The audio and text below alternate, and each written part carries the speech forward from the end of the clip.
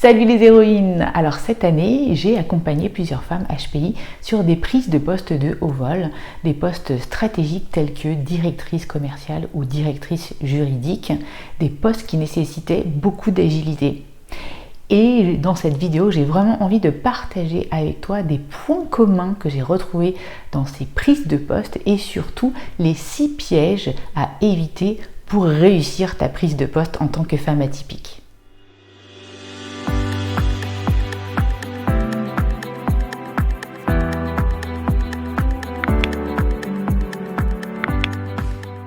Je m'appelle Sandrine Larive, je suis experte en douance féminine et j'accompagne les femmes atypiques à révéler leur plein potentiel pour passer du mode 2 chevaux au mode avion de chasse. Si tu es intéressé par le voyage de l'héroïne, un voyage de développement personnel que j'ai spécialement conçu pour les femmes atypiques, tout est expliqué dans la description sous la vidéo.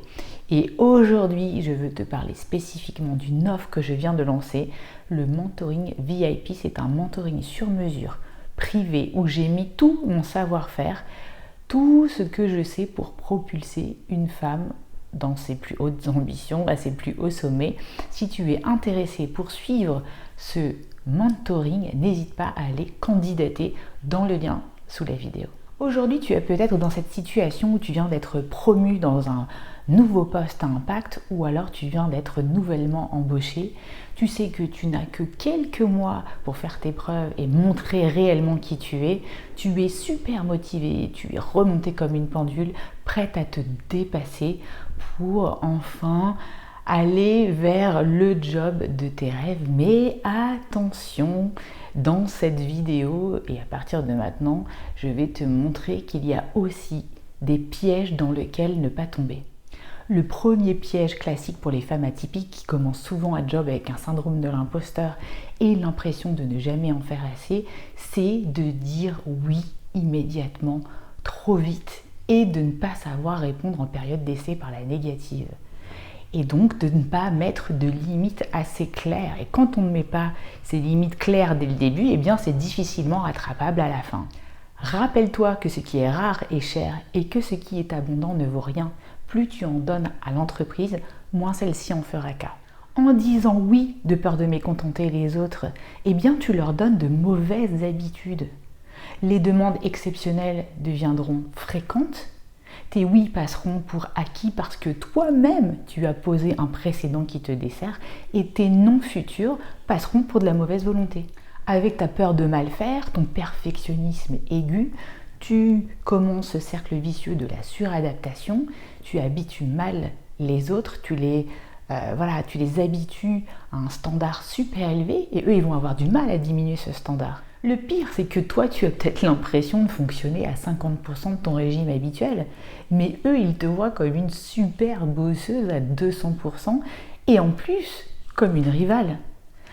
Et parfois, ils ont même l'impression que tout ça, tout ce que tu fais, eh bien, c'est facile pour toi.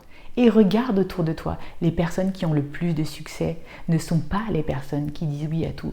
Ce sont les personnes qui savent dire non. Elles préservent du temps pour elles, pour leur santé, et donc ça a un impact positif pour les autres. Ce sont des personnes qui se respectent et donc se font bien traiter par les autres. Ça veut dire aussi accepter de changer ton esprit qui a soif d'absolu et d'accepter de te donner le droit de différer tes réponses et que la réponse n'est pas obligatoirement binaire, oui ou non. Il y a toujours une troisième voie possible, ce n'est pas tout noir ou tout blanc, mais ça c'est de la négo et ça veut dire que tu dois bosser sur ta confiance en toi. Le deuxième piège, c'est de ne penser que court terme dans cette période d'essai. Pense long terme. Garde un petit peu de ta puissance sous ton moteur. Tu n'as pas besoin de dévoiler tout ton jeu de jambes dès le premier jour. La vie en entreprise, c'est un jeu de rôle, c'est une grande pièce de théâtre avec plusieurs actes. Donc, je t'en prie, ne va pas trop vite. Troisième piège, la transparence à tout prix. Oui, je sais que dès le premier jour, tu as vu sûrement toutes les failles dans le système et dans les process. Mais ce n'est pas pour autant que tu dois crier au loup partout et te faire remarquer. Je sais que tu penses que tu fais uniquement des critiques constructives, mais tes boss ne l'entendront peut-être pas de la même façon. Mise plutôt sur ton empathie et ta curiosité bienveillante en faisant par exemple un rapport d'étonnement stratégique avec des points d'amélioration ciblés. Quatrième piège, misez tout sur la performance au détriment de l'humain. Souvent, ce que je vois, c'est que tu mises sur faire beaucoup de choses, être dans le faire, parfois même avec de la surqualité. Résultat, tu n'es pas forcément content, tu fais la part de 10 bonhommes et en plus, évidemment, tu vas finir par t'en plaindre. Et ce n'est pas pour ça que tu vas être pour autant promotionné. Je vois pas pourquoi une personne te promotionnerait si tu fais le travail de plusieurs personnes en même temps. Au contraire, elle a envie de te garder avec elle. Attention aussi à ne pas paraître pour la personne arrogante et détachée qui manage par le haut, qui ne s'occupe que de ses boss pour les contenter, alors que ton rôle au début, c'est aussi de montrer à tes équipes que tu vas pouvoir les embarquer. Attention à ne pas être perçu comme le facteur de fragilisation du groupe. Ça veut dire aussi savoir switcher du savoir et du savoir-faire au savoir-être et faire savoir. Cinquième piège que je vois souvent, c'est que tu te mets la pression au point de te déséquilibrer, même au bout de 3 mois. Tu prends tellement les choses à cœur, tu fais une affaire d'état de tout, tu peux même parfois dramatiser, que en fait tu es uniquement dans ta tête, tu oublies tes limites physiques, tu commences à te stresser, dormir mal, tu penses à tout ce qui arrive toute la nuit et tu te déséquilibres complètement. Dans mes coachings, tu vas voir, on utilise beaucoup l'humour pour dédramatiser. S'il y a un truc auquel tu ne penses plus dans 2 mois, c'est sûrement que c'était pas important. Et bien sûr, on va travailler sur plein de points d'ancrage pour que tu restes calme et que tu ne développes pas une anxiété de la période d'essai. Et j'ai remarqué que si tu es célibataire, tu en donnes 3 fois plus que les mamans qui ont des contraintes personnelles. Elles doivent partir le soir à une heure fixe pour aller chercher leurs enfants. Alors je te challenge, toi, quel est le bébé qui va faire que tu vas toi aussi partir à une heure raisonnable et que tu ne vas pas dire « Ah, mais je peux rester, j'ai le temps, je peux faire des horaires ». Voilà, quel est ton bébé? Est-ce que c'est une activité artistique, une activité sportive? Trouve la contrainte qui va faire que tu vas respecter des heures correctes de travail. L'humain n'est pas fait pour rester 12 heures sur une chaise. Et si tu n'arrives pas à avoir cette self-discipline pour toi, achète ta contrainte, achète un abonnement dans une salle de sport avec un coach sportif par exemple. 6e piège, c'est penser que tu n'as pas le pouvoir. Le but d'une période d'essai, c'est d'atteindre le point de break-even où la boîte a autant besoin de toi que tu as besoin d'elle.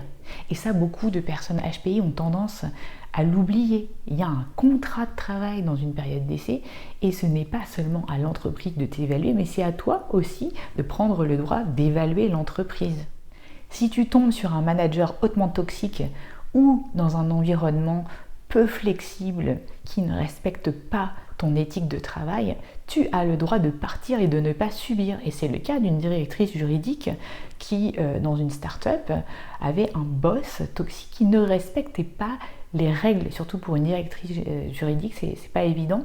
Elle a choisi de partir et maintenant elle a retrouvé un emploi encore mieux payé qui correspond à ses attentes.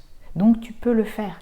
Et là, j'entends ton objection, que tu préfères souffrir de cette situation plutôt que de rechanger encore une fois alors que tu viens de commencer et que tu risques de te retrouver au chômage ou encore de ne pas retrouver un job qui est mieux que celui-là.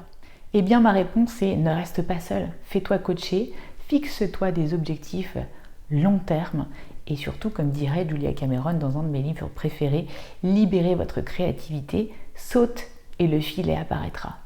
Par exemple, dans le mentoring VIP, je peux te proposer un plan de 90 jours pour une prise de poste efficace pour toi en partant de ta situation particulière qu'on va analyser ensemble au début. On va d'abord essayer de comprendre tes forces et tes fragilités, tes atypies et comment elles peuvent influencer les autres et vice-versa. Je vais t'aider aussi en utilisant tes facultés méta et ta rapidité de compréhension à comprendre les codes de ton entreprise. Si tu veux être compris, tu dois d'abord comprendre les autres, sinon c'est un dialogue de sourds. Ensemble, on va aussi voir comment valider et quantifier les attentes des personnes en face de toi pour ne pas en faire trop et séquencer les choses dans le temps. Et puis, ce qui va être important aussi pour toi, c'est de rassurer très vite tes interlocuteurs, ne pas être considéré comme une personne dangereuse pour l'entreprise.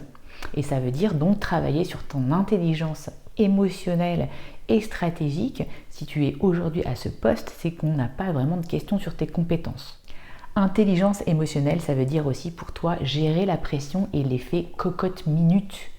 Prendre de la hauteur par rapport à la situation. C'est aussi gérer l'équilibre que tu as par rapport aux liens entre pas assez et trop de liens. Et puis c'est aussi en termes de victoire, savoir faire ce qu'on appelle des quick wins en anglais, c'est-à-dire frapper fort à des endroits qui sont prioritaires pour l'entreprise et pas prioritaires pour toi. Et puis c'est bien sûr aussi apprendre à créer un réseau d'alliances le plus rapidement possible. Et puis pour rester positif, en conclusion, j'ai envie de te dire que même si tu n'as pas réussi parfaitement une prise de poste, ce n'est pas grave. Il est toujours possible pour toi de resetter les fondations de ta relation à l'entreprise si tu es authentique. Tu es un phénix qui a su déjà renaître de ses cendres de multiples fois. Alors je te dis, c'est toujours possible. Si tu veux travailler avec moi, n'oublie pas d'aller candidater pour le mentoring VIP en description sous la vidéo.